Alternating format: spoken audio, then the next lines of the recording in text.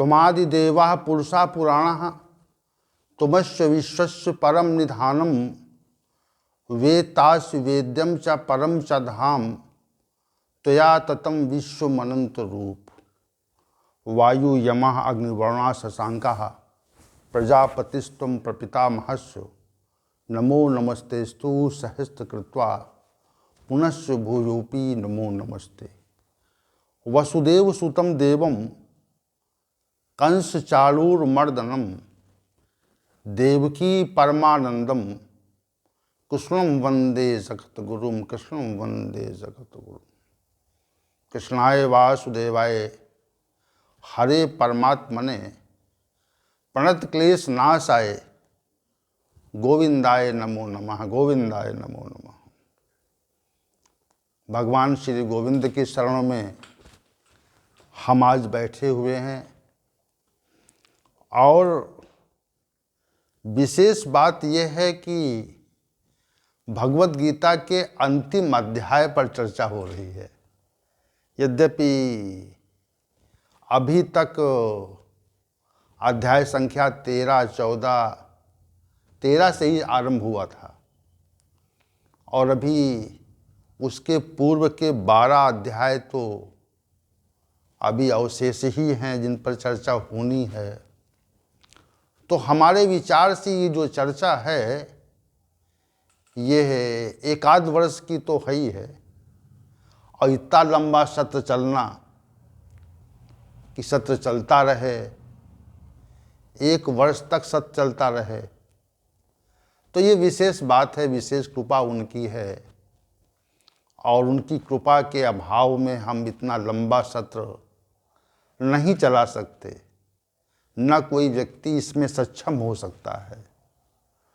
और ये जो विशेष कार्य है ये भगवान श्री गोविंद की कृपा से ही धीरे धीरे आगे बढ़ रहा है।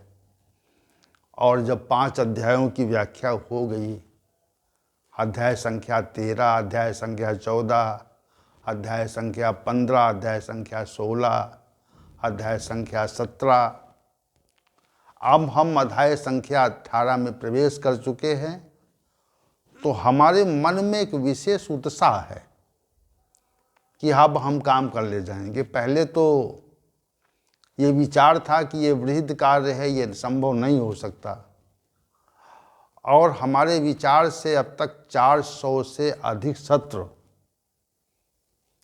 अब तक आयोजित किए गए। तो 400 सत्रों का आयोजन बड़ा कठिन काम है, विशद कार्य है, कैसे संभव हो सकता है? तो हम कहेंगे कि भगवान श्री गोविंद की महती कृपा है जिसके कारण ये सत्र आयोजित हो रहा है, वरना तो असंभव था। और आगे भी हजारों सैकड़ों सत्रों का आयोजन होना है, कोई ये सामान्य बात नहीं है, ये नित्य निरंतर चलने वाले सत्र की विशेष बात है। तो सभी पूर्ण व्याख्या होगी ऐसा हम विचार करके आगे बढ़ रहे हैं। आइए चलते हैं आज के विषय की ओर। अध्याय संख्या 18, श्लोक संख्या 1, जिस पर हम कल विचार कर रहे थे। श्री अर्जुन ने कहा कि मैं संन्यास और त्याग के तत्व को पृथक पृथक रूप से जानना चाहता हूँ। तो ये जो प्रश्न है, ये प्रश्न अपने आप में विलक्षण इसलिए है कि संन्यास और त्याग दोनों स्थितियां सामान्य रूप से एक दूसरे के पर्यायवाची स्वरूप में प्रतीत होती हैं। अब जब यहाँ पे समानार्थक पद प्रयुक्त हुआ है, समानार्थक पदों का प्रयोग कर दिया, तो हो सकता है इसमें कोई विलक्षण बात हो। इसीलिए अर्जुन का प्रश्न ये है, क्योंकि अर्जुन कोई सामान्य व्यक्ति तो नहीं है और भगवान श्री कृष्ण के प्रिय सखा हैं, तो वो जो है प्रश्न करते हैं तो उसमें विलक्षण बात होती है। और इससे पहले भी अनेक प्रश्न हुए और उन प्रश्नों को अगर हम देखें तो वो प्रश्न भी विलक्षण प्रकार के हैं और प्रश्न भी विलक्षण हैं और उनके विषय भी विलक्षण हैं। और श्री भगवान स्वयं भी ऐसे विषयों को उठा करके अर्जुन को प्रश्न करने का अवसर देते हैं, क्योंकि जब तक श्रोता प्रश्न के अवसर नहीं देता, वक्ता प्रश्न के अवसर नहीं देता, क्षमा करें, तब तक प्रश्न उठते नहीं हैं।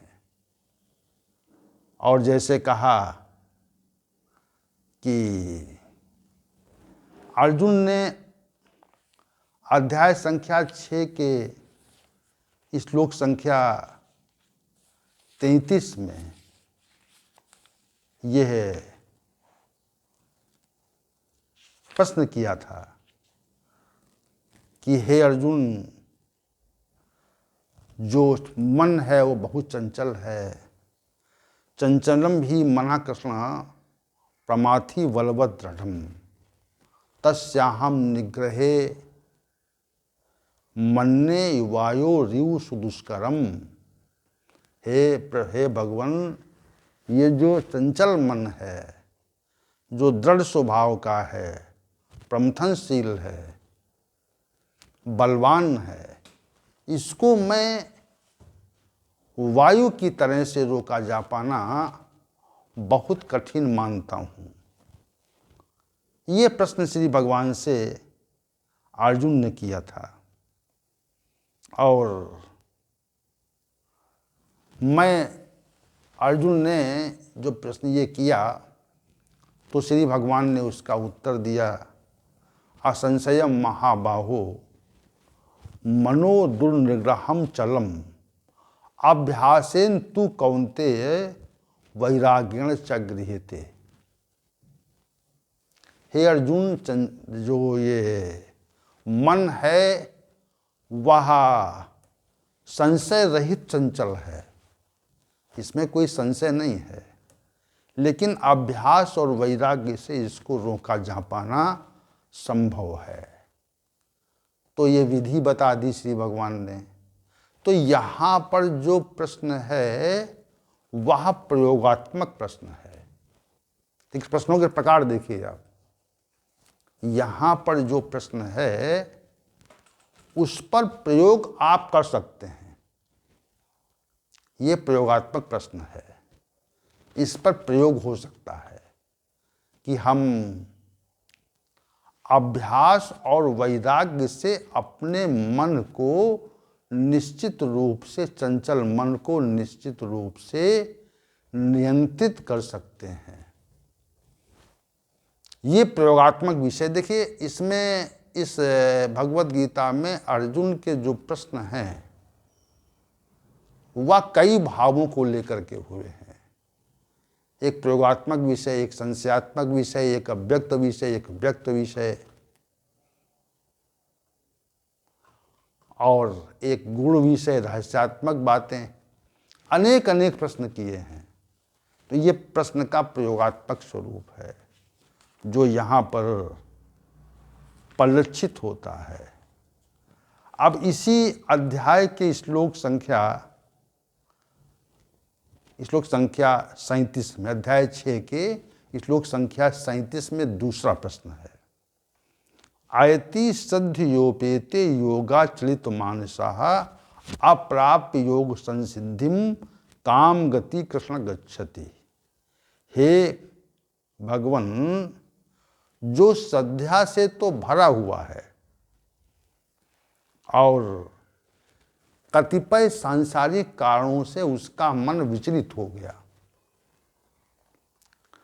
और उसकी मृत्यु हो गई, उसने परमात्मा का साक्षात्कार नहीं कर पाया, तो उसकी गति क्या होगी ये बताइए। अब देखिए, ये प्रश्न का दूसरा प्रकार है।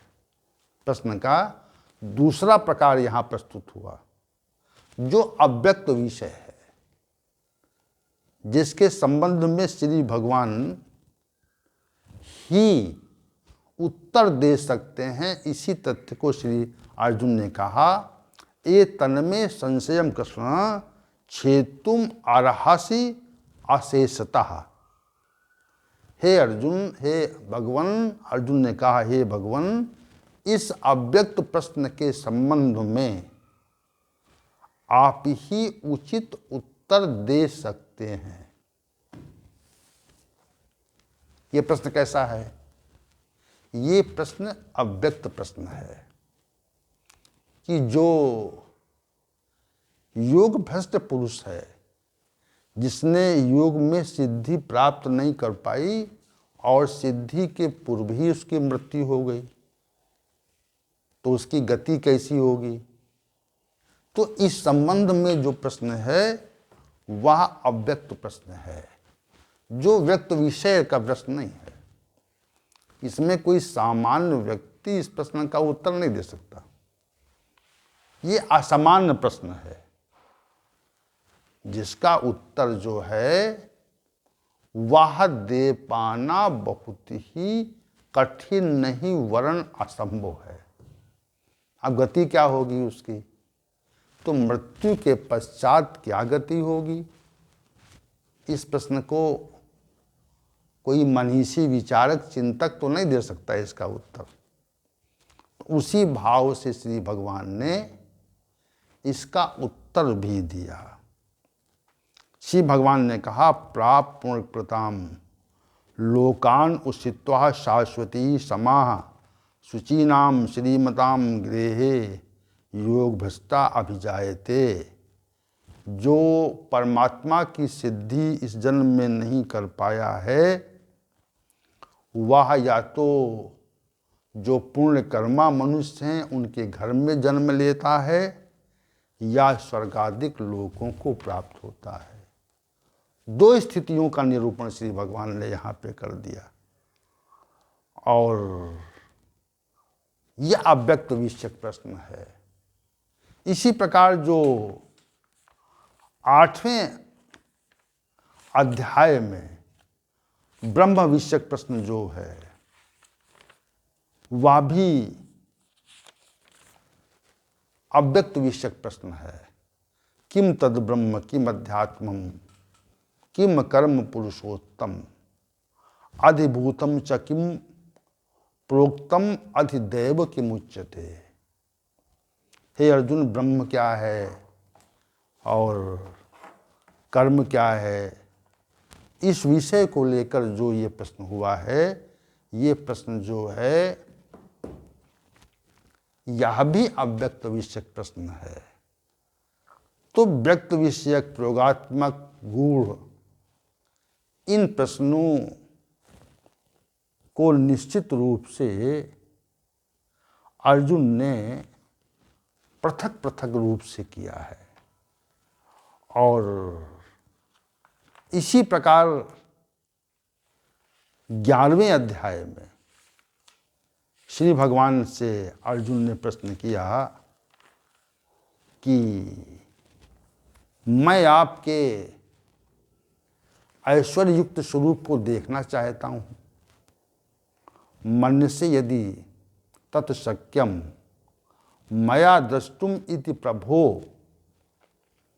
योगेश्वर ततः में तुम दर्शय आत्मानम अव्ययम। हे भगवान, यदि मुझको आप अपना वो ईश्वरीय स्वरूप दिखा सकते हैं और मैं इसको देखने में सक्षम हूँ, तो मुझे अपने अव्यय स्वरूप का दर्शन अवश्य कराइए। ये कैसा प्रश्न है? ये प्रश्न तो विलक्षण है कि वह परमात्मिक स्वरूप को ही देखना चाहता है। और इसी प्रश्न का उत्तर श्री भगवान ने दिया, पश्च में पार्थ रूपाणि शतशोथ सहस्रशः नाना विधानि दिव्यानि नाना वर्णाकृतीनि च। हे अर्जुन, अब तू मेरे सहस्त्रों अनेक विधियों वाले, नाना वर्ण और आकृति वाले दिव्य रूपों का दर्शन कर। प्रश्न देखिए, प्रश्नों का जो भाव है उस पे हम आपको ले जा रहे हैं, उस पे चिंतन करने की आवश्यकता है। जो भी प्रश्न ब्रह्म स्वरूप श्री भगवान से किए गए, उन प्रश्नों का उत्तर श्री भगवान ने बहुत ही विलक्षण स्वरूप में दिया। और निश्चित रूप से वे जो प्रश्न थे वे श्री भगवान के द्वारा उत्तरित किए गए, उत्तर उनका प्रस्तुत किया गया। विलक्षण प्रश्न है, विलक्षण उत्तर हैं, क्योंकि श्री भगवान त्रिकालज्ञ हैं। उनको समस्त कालों का ज्ञान है।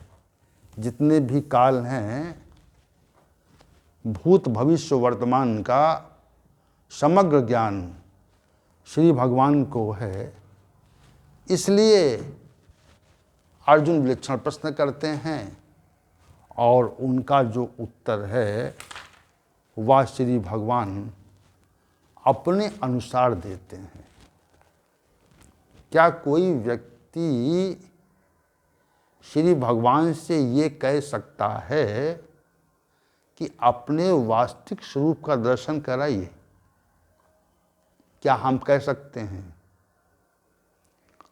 वो स्थिति कैसी रही होगी जिसमें अर्जुन ने ये कहा कि हे भगवान, मुझे अपने ईश्वरी स्वरूप का दर्शन कराइए। ये तथ्य इस ओर संकेत करता है कि श्री भगवान अर्जुन ये जान चुके हैं, ये सत्ता जो हमको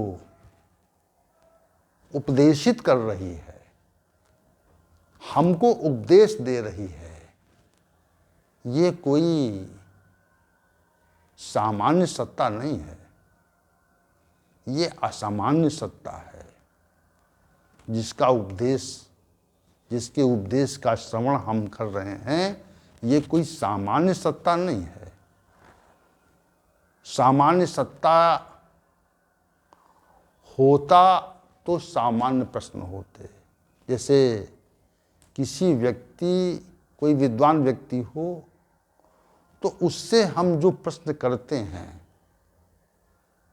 वह उसकी विद्वता के अनुसार प्रश्न करते हैं, उसके विषय के अनुसार प्रश्न करते हैं।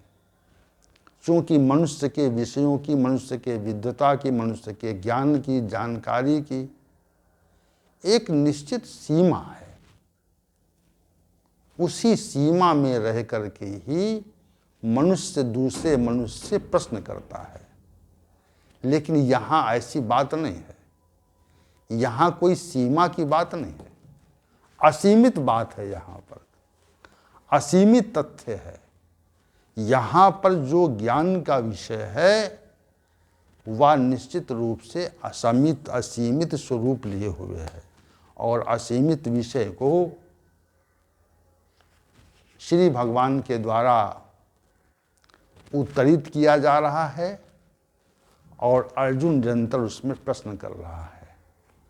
प्रश्न जैसा होता है तो जो उत्तर करता है, जो वक्ता है, वह उस प्रश्न को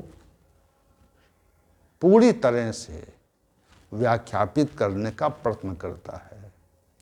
तो चूंकि यहाँ पर ईश्वरी सत्ता है जो प्रश्नों का निराकरण कर रही है, तो त्याग और संन्यास तो एक ही स्वरूप में हमको प्रतीत होते हैं। फिर इसमें जो अंतर का भाव है, अंतर का जो भाव अर्जुन के द्वारा व्यक्त किया जा रहा है कि इसमें क्या अंतर है, पृथक पृथक बताइए हमको। संन्यासस्य महाबाहो तत्त्वम् इच्छामि हेतुः त्यागस्य च ऋषिकेश पृथक केश निषूदन। हे भगवान, मुझको त्याग और संन्यास के तत्व को पृथक पृथक बताइए। अब ये व्याख्यात्मक प्रश्न है। ये जो प्रश्न है ये विद्वतापूर्ण प्रश्न है कि अंतर बताइए। हमको तो सामान्य रूप से एक ही प्रतीत हो रहा है, संन्यास भी एक ही है और त्याग भी एक ही है। सन्यासी भी वही है जो त्यागी है, त्यागी भी वही है जो सन्यासी है।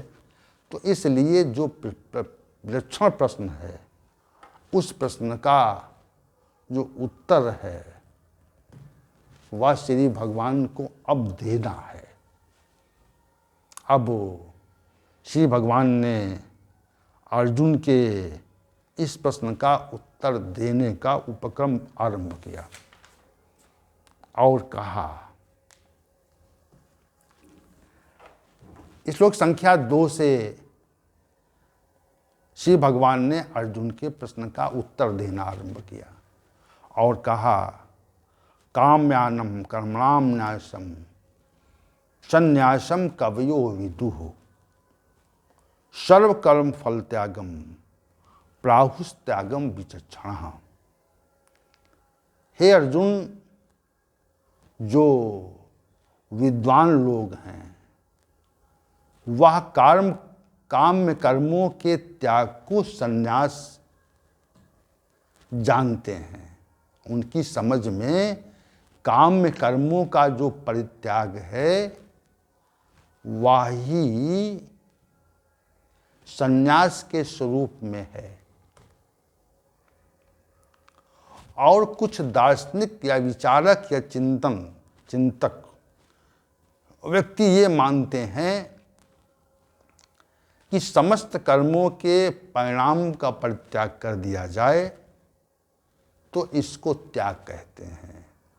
देखिए, यहाँ पर संन्यास और त्याग के संबंध में पहले मनीषियों के विचार प्रकट किए। अब देखिए, अलग अलग बात हो गई यहाँ पे। जैसे हम कह रहे थे कि संन्यास और त्याग एक ही तथ्य है, ये पर्यायवाची शब्द है। त्यागी ही सन्यासी है और सन्यासी ही त्यागी है। ये बात अभी तक हमने अपने प्रवचन में बताई कि त्यागी ही सन्यासी है और सन्यासी ही त्यागी है। लेकिन श्री भगवान का जो उत्तर है जिस पर हम दृष्टि डालते हैं, तो श्री भगवान ने पहले विचारशील मनुष्य इस संदर्भ में क्या कहते हैं उनकी बात पहले प्रकट की और दो बातें, संन्यास को भी परिभाषित किया और त्याग को भी परिभाषित किया। किसके अनुसार? जो विचारशील मनुष्य हैं उनके अनुसार, कि विचारक क्या कहते हैं, चिंतक क्या कहते हैं। इसमें दो पदों का प्रयोग हुआ, एक कवया पद प्रयुक्त हुआ है और एक विचक्षणा पद प्रयुक्त हुआ है। कवया जिस हेतु से कहा गया है वह संन्यास की व्याख्या कर रहा है और जो विचक्षणा जिनको कहा गया है वह त्याग की व्याख्या कर रहे हैं। तो पृथक पृथक प्रकार के मनुष्य संन्यास और त्याग के संबंध में अपने विचार दे रहे हैं, ऐसा श्री भगवान ने श्लोक संख्या 2 से प्रकट किया। अब जो हम कह रहे थे कि एक ही तथ्य है, दो नहीं है, तो यहाँ पर जो विषय श्री भगवान के द्वारा प्रस्तुत किया गया है उस विषय से संन्यास और त्याग की पृथकता प्रतीत होने लगती है,